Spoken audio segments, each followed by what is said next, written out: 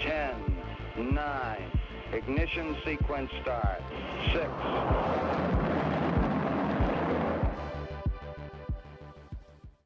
Hello, and welcome to Rocket Fuel, your daily update of everything that's happening in the Rocket Pool community. My name is Wack. Today is November 13th, and we have this hype to start with, where we have Michael Sonnenschein. I'm not sure how to pronounce that, but Michael is the CEO of Grayscale. And as you all know, Grayscale were in a lawsuit with the SEC about the Bitcoin Trust converting it to a spot ETF. And they won that case a few weeks ago. And I guess, we got news a few days ago that they're working about converting that into a BTC ETF. Well, today, Michael had this tweet saying it's been a 10-year dress rehearsal. We're ready for the main event. Now, that very much, I think, sounds like they will be getting approval this week for the Bitcoin spot ETF. And there's a government shutdown coming, I think, next week or the week after. So it kind of makes sense that, we're in this period where Bitcoin ETFs can get approved. From all these different, I think there's 12 groups that are doing that, including Grayscale, BlackRock, and a whole bunch of others. So this potentially could be a very exciting week for crypto, and I'm very, very, very ready to see how it goes. So that's a little bit of hype to begin with. Then we have a little bit more hype, but this time Rocket Pool related. So Rocket Pool hype is this Rocket Pool Twitter account saying the countdown is on to Rocket Pool's fresh new luck coming soon. So this was posted a couple of days ago, and it's really funny because they said the countdown is on, but we don't know what the countdown is. So there's a lot of speculation going around in the community about when exactly the new website will be launched. It makes sense that would happen today or tomorrow, because then you have everything in place for when people want to go and seek out Rocket Pool during the DevConnect conference. It's just a matter of building hype. So I guess the team and others will be making the decision about when you can have that maximum impact based on the release of the new website. I think at the beginning of the conference makes a lot more sense, but that's only because I want people to be going to the website. They hear the name Rocket Pool, they want to go see the website, and they'll be seeing like this beautiful new website instead of the old website. But this art here is Sleety art, and like I've seen Sleety's art for so long now, it's just like I can recognize it right away when he's like doing Rocket Pool stuff, and I think it's going to look so good on the website. So I'm so ready for it. Hopefully we will have the news of the new website on tomorrow's episode, maybe. I have no idea. Like I'm just as out of the loop as everyone else, but that's just my speculation about what I think might happen here. Okay, next we will go back to the Rocket Pool website, and here we have a whole bunch of nice things from Istanbul and the different things that are happening at DevConnect and also at side events around that. So here we have a picture of NodeSet, and these people are 1KX, who are Rocket Pool node operators, and they're talking about how how NodeSet might be working. So that's pretty exciting. And then we had some more images as well. This one is from a boat, and Wanda says this is DevConnect proof of yacht. Of course, we talked about this in Friday's episode, where there was going to be a boat tour on the Bosphorus. So it seems like there's a bunch of people out there and enjoying the river cruises, which is really exciting as well. And then here there's a picture of Wanda that Kane took, and he's eating a Rocket Pool cupcake. So this is really cool. I think everyone's having a really good time out in Istanbul, and I am super jealous. But yeah, I'm really happy that people are having a really great time out there. I don't have FOMO at all, but yeah, I thought that's a nice thing to start the episode with. So let's get on to some other news here. So we got the latest grants round finished. So grants round 6 that had a deadline of November 11th. So those grants, bounties, and retrospective awards, they have gone to the GMC now, who will be making decisions about those over the next couple of weeks. Grants round 7 has opened, and the deadline for grants round 7 is December 10th. So if you missed grants round 6, then please get your applications in now for grants round 7, and we should have those rewards ready by the end of December. I think the dates are actually in the post because Shifrin is super organized. Let me see. Yeah, okay, let's see. So here's the timeline. Yeah, so the grants application period is open from November 11th to December 10th. Application discussion meetings, one for each subcommittee, so that's on between the 14th and the 18th. Negotiation period from the 19th to the 25th. Scoring deadline not November 25th, that should be December 25th. And then final voting will be here as well, December 27th to December 30th, and the award announcement will be on December 31st. So that might be a nice New Year's present for people who have applied for grants. But yeah, if you are all interested in applying for a grant, please ask questions, and we will be happy to help anyone who needs help with that along the way. And of course, we'll get to processing those applications as quickly as possible. Normally it takes around 2 weeks to do that. Okay, next we have this news from Patches. He says, alright, I know it means very little to most of you, but I'm done with the rescue proxy. It can still be improved, of course, but I've added all the features I wanted to and gotten test coverage to a really good place. It's a delightfully compact yet complex little app, and I'm proud of it. I will tag it version 1.0 soon. So then he says that the rescue node itself will turn 1 at the end of the month, and we've come so far. So then there's a GitHub page for that as well. And then Patches says, can confirm, did try hard. And there was some more information here as well about what it does. Oh wait, sorry, that's the wrong link. Actually, it's the right link, but there it is. Yeah, so Patches says, to clarify, this package has been part of the rescue node since our mainnet launch in February. It's been under active development since then to make it more flexible, more well tested, and more featureful. Yeah, and there's a README and then on the GitHub where you can go and get all the information about what's going on and what's there as well and what it does. So the rescue node, of course, is a wonderful tool that the Rocket Pool community created. Of course, Patches and others working with Patches, and the GMC funds that as well. So the GMC is always happy to fund really good projects like this. Okay, next, we had some price movement for RPL last week, and Harpocryptes here updated his GitHub that kind of shows where different people are with different levels of collateral, and posted this this morning in trading. And if you have a look at the website, so it's a little bit bigger, what we can see here is that there's very few nodes now that are under the 10% collateral, which is really wonderful to see. So with 8 ETH mini pools, the vast majority of mini pools now are above the 10% threshold. There are still some who are on that lower level. However, as the ratio increases, hopefully, and of course as the new tokenomics come through, hopefully a lot of these people will be moving over and getting back above 10% to get those rewards. And also as the ratio increases, hopefully they'll be earning better rewards as well. And with 16 ETH validators, the data is a little bit it's kind of similar as well, where we have a whole bunch of people now. Most people are above 10%, and we still have some people, in that 5 to 10% range, but nowhere near as many as there were a month ago, when the ratio was much lower. And I think, some people have bought to get their amounts higher as well. But this is much healthier now. And I really hope that, a little bit more of a ratio push will help even more of these people get back above 10%. In all honesty though, for those who are at the 5% mark, we'd need 100% push on the ratio, which might be asking a little bit too much in the coming few weeks, or maybe in the next few months. That's definitely a slightly longer term thing.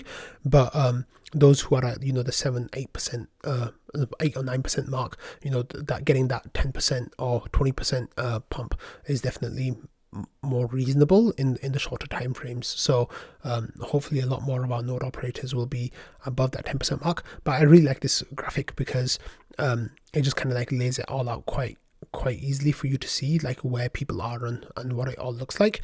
But I think what will happen is, as people get closer and closer to the 10% mark, it just makes more sense for them to top up. But for those 5% people, it's a little bit harder to get to that point. Okay, here we had Etienne with this post about the Rocket Pool Loan Marketplace. Now, Etienne works with Miso Finance, and he says the Rocket Pool Loan Marketplace proposal aims to enhance the Rocket Pool ecosystem by internally connecting borrowers and lenders with shared interests. It seeks to retain liquidity within the Rocket Pool community through customized, trustless peer-to-peer loans utilizing Rocket Pool related tokens. The proposal allows for Rocket Pool community members to act as matchmakers to facilitate loan deals, adding value and retaining fees within the ecosystem. So what they're trying to do here is set up a place where people can bring their RETH and other people can bring their RPL, and they can kind of like lend and borrow to each other, and they set their collateral and their interest rates, and then they can give out that RPL to people to go and stake with that. And one of the reasons why this is a much better system than maybe something like Aave potentially is because the risk of liquidation is much less. And the idea says to unlock the potential from overlapping borrowing and lending interests within the Rocket Pool community, we propose the establishment of a specialized Rocket Pool Loan Marketplace. The Rocket Pool Loan Marketplace aims to facilitate seamless connections between Rocket Pool community members for peer-to-peer loans, enabling them to explore internal borrowing and lending opportunities before turning to external sources of capital. This strategy not only mobilizes the inherent liquidity within the Rocket Pool community, but also directs it towards Rocket Pool users who need it, rather than allowing it to flow out of the Rocket Pool community. In doing so, it fosters mutually beneficial interactions among members. So then there's like target use cases for people who want to use RPL as collateral, for people who want to use RETH as collateral, and people using liquidity tokens as collateral. And then it gives you the different ways in which the things are possible or not possible, and what the target use cases might be here as well. And I think that is really interesting. So this is a really detailed post from Etienne, and they're asking, would you like to see this? And only 5 people have voted yes, and they say yes. Cyberhorse says, I can see great value in this for a few reasons, and then kind of talks about Miso Finance and how it all works. So this is a very interesting idea. Definitely go and engage with this idea if you have any questions, or if you want Etienne to kind of bounce ideas, because I think potentially this could end up being a good tool for Rocket Pool community as a whole. Okay, next Jasper has this tweet from Silo Labs. So it says, get your farmers hats on, ARB season is now live. We're distributing 1 million ARB tokens to 15 market makers over 3 months. Check out some of our current rates on Silo Arbitrum now. So first of all, this tweet looks really scammy from Silo Labs, but the reason why I'm highlighting this is not specifically just because of Silo Labs, but because of these ARB incentives. So a few weeks ago on Rocket Fuel I covered about how Lido was struggling to get these ARB incentives that they'd applied for. There were a whole bunch of DeFi protocols that were getting really good amounts of ARB tokens, like literally, like this is over $1 million that Silo got here, like 1.1 million or $1.2 million are current values. So they will be using these to incentivize different pools and other protocols as well, not just Silo, but other ones that the Rocket Pool community is familiar with and that they use. They also will be getting ARB tokens. So I think what will be happening is there'll be some really, really juicy rewards for our ETH holders for providing liquidity on these different Arbitrum protocols. Silo, of course, it's been it's been around for a while, but there'll be others as well who'll be getting a big chunk of these liquidity incentives. So keep your eyes out if you are a liquidity provider, because in the coming weeks and over the next few months, a lot of these protocols will be giving out some really juicy yields. So if if you're looking for those, definitely get ready, because good things will be happening. Okay, next I kind of wanted to show off with this really exclusive POAP. So this is a GMC member year 1 POAP, and if you have a look, it has like the Discord Discord logos for all the different people who served on the GMC during the first year. It says this POAP is bestowed upon individuals who were either elected or held GMC member positions during the inaugural year of its existence. These dedicated individuals invested their time in meticulously selecting grants, bounties, and retrospective awards, contributing significantly to the enhancement of the Rocket Pool protocol. The esteemed members during the first year included Annie Septora, Collateral, Dondo, Fornax, Invis, Joe, Ken, Kevster, Mentor, Object, RPL Maxi, Schifrin, Wanda, and Whack. So this is a really exclusive POAP that only 10 people have got on so far. So I'm a proud recipient of this POAP. So thank you so much, Schifrin, for putting this together. And I think it's really beautiful. So I'm really proud to have this. And yeah, none of you guys can have this. So yeah, sorry. Okay, next I wanted to talk about, give a shout out to Anthony Sassano here, the host of Daily Gwei. Anthony's been really giving boosts to Rocket Pool related news in the last a couple of weeks. There's been a lot of news coming out as well, right? So, he talked about the different governance votes. He talked about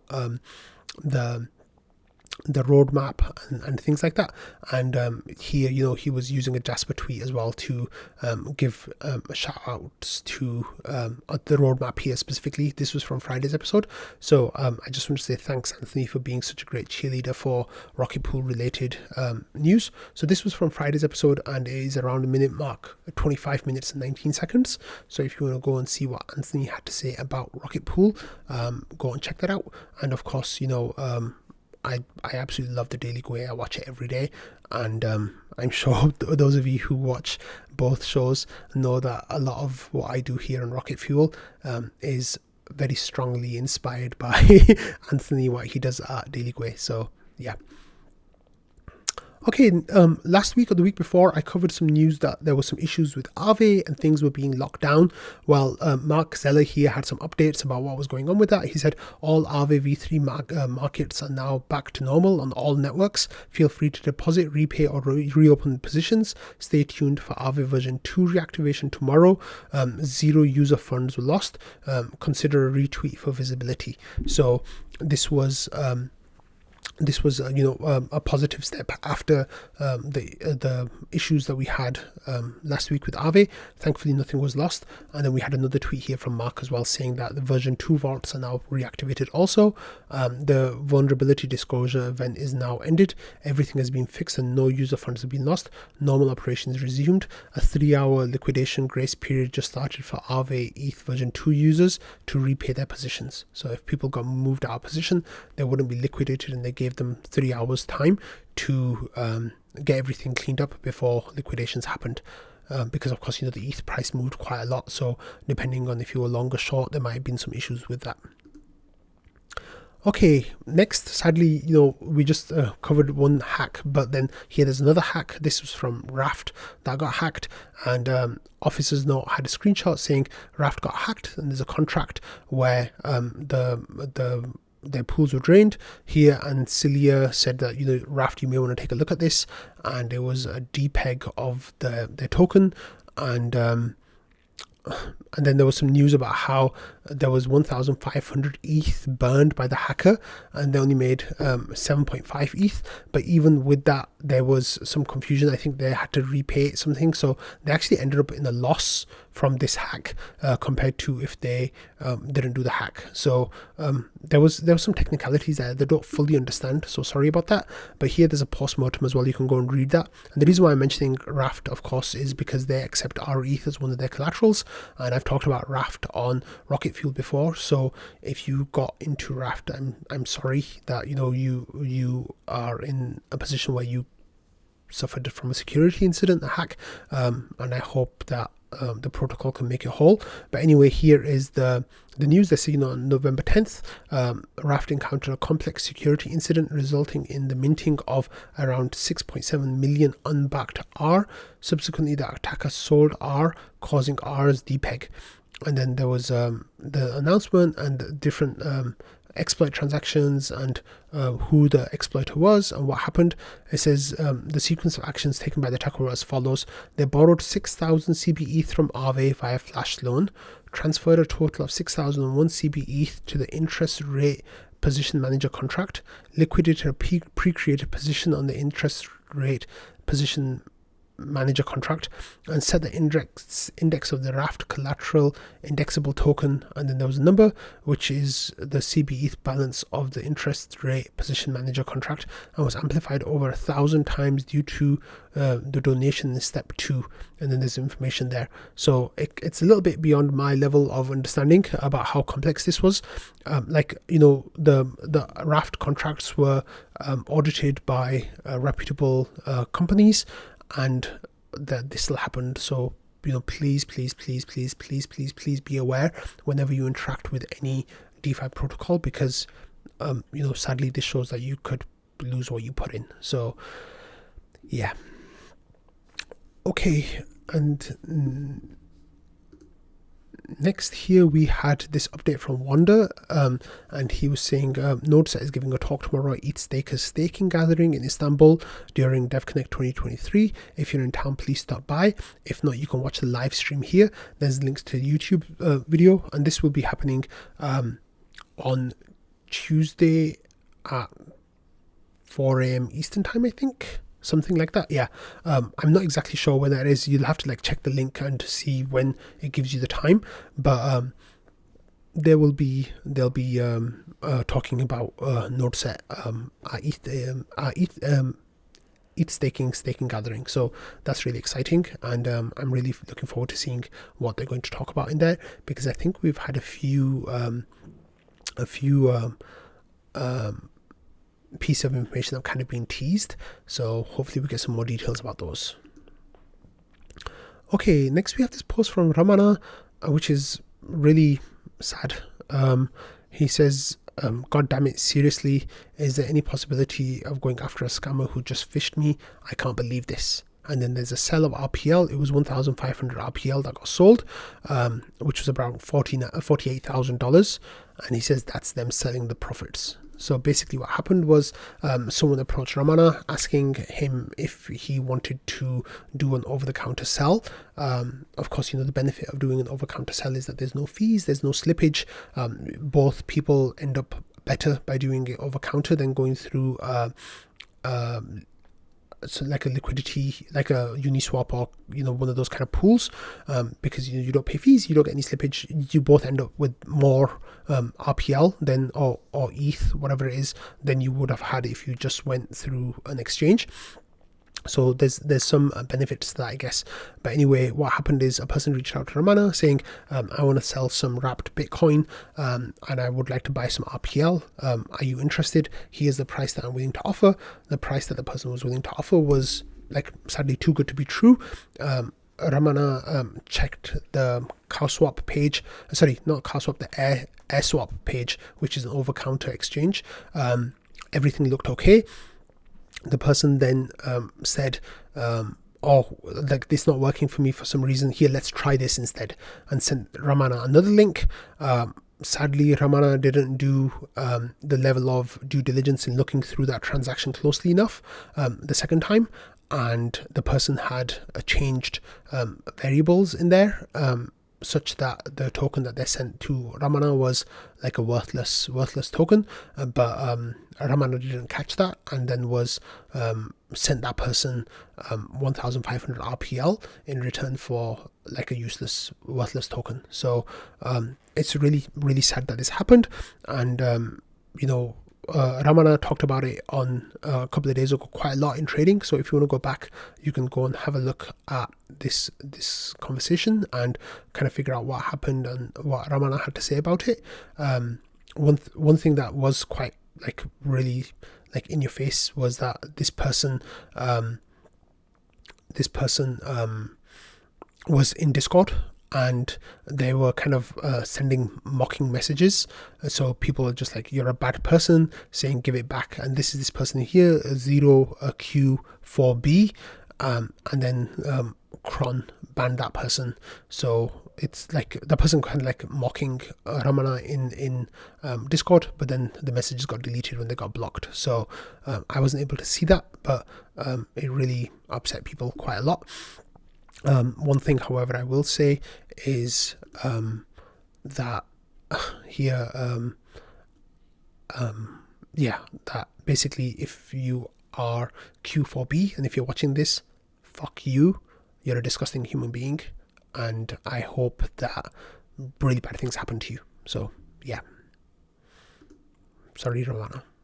Okay, finally in today's episode we're going to finish with this news from Harpocryptes, who did a really cool job and made a new raffle tool. So he says, I watched and won a few raffles, noticed it's a bit of a hassle, especially like the winners with being duplicates, etc. So I gave it a go with this GitHub page. He says you should be able to copy paste leaderboard spreadsheet columns A and B, i.e. the names and ticket count, and then the document does everything else.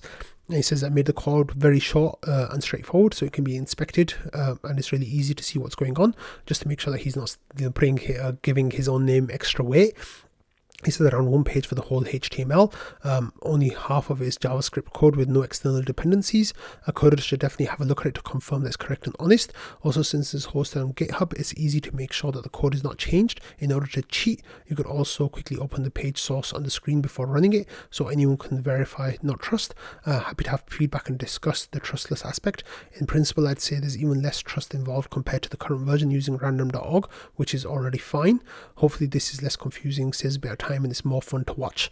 So he says, are you interested in using it? So I said this sounds like a really cool tool, and kind of like gave a couple of small suggestions.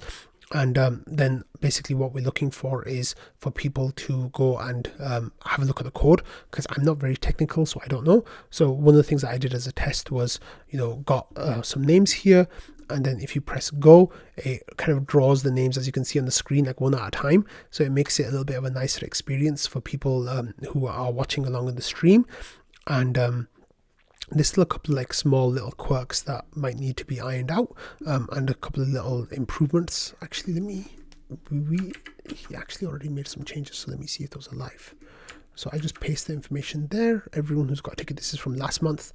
And yeah, now we've got little numbers. So Sneaky and Jasper, and there's no, by the way, this isn't a real raffle. This is just me testing out the tool, but that looks really good.